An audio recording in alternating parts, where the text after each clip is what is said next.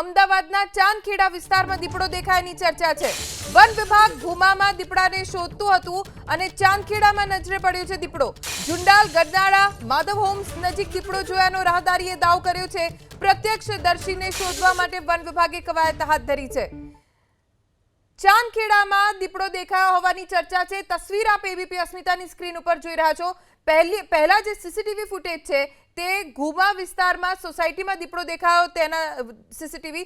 આ જે દ્રશ્ય અત્યારે આપ એબીપી અસ્મિતાની સ્ક્રીન ઉપર જોઈ રહ્યા છો। ચાંદખેડા વિસ્તાર જ્યાં રાહદારીએ આ ફોટોગ્રાફ લીધો છે અને દીપડો રસ્તો ક્રોસ કરતો હોય તેવો આ ફોટો છે।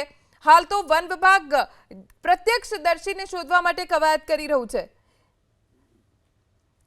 ઘુમાથી ચાંદખેડા સુધી દીપડો કેવી રીતે પહોંચ્યો એ પણ તપાસ પછી ખબર પડશે। પણ હાલ જે જાણકારી મળી છે તે મુજબ જુંડાલ ગરનાળા માધવ હોમ્સ નજીક દીપડો જોયાનો એક રાહદારીએ દાવ કર્યો છે। ફોટોગ્રાફ પણ આપ સ્ક્રીન ઉપર જોઈ રહ્યા છો અને પ્રત્યક્ષદર્શીને શોધવા માટે હવે વન વિભાગ કવાયત કરી રહ્યું છે।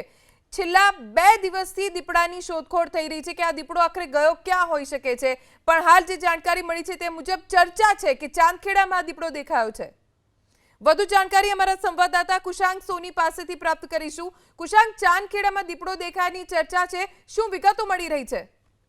ધોની, આ જે ફોટો છે તે સોશિયલ મીડિયામાં વાયરલ થયો છે। રવિવારે અમદાવાદના ગુમા વિસ્તારમાં ચાંદખેડો સોસાયટીમાં માફ કરશો દીપડો સોસાયટીમાં જોવા મળ્યો હતો અને તે બાદ હવે ચાંદખેડા વિસ્તારમાં ચુંડાલ નજીક આ એક દીપડો ફર્યો હોવાનો વાયરલ ફોટો છે તે કેટલાક રાહદારીઓ તરફથી સોશિયલ મીડિયામાં વાયરલ કરવામાં આવ્યો છે। વન વિભાગ તરફથી પુષ્ટિ કરવામાં નથી આવી। વન વિભાગ છે ત્યાં પ્રત્યક્ષદર્શીઓને શોધી રહ્યું છે કે કોણે આ દીપડાને જોયો હતો, કારણ કે એક માર્ગ ઉપર જે આ દીપડો જઈ રહ્યો છે માધવી હોમ્સ પાસેનો આ વિસ્તાર માનવામાં આવી રહ્યો છે, ચુંડાલ પાસેનો, અને ત્યાં આગળ ચાંદખેડો દીપડો છે તે જોવા મળ્યો છે।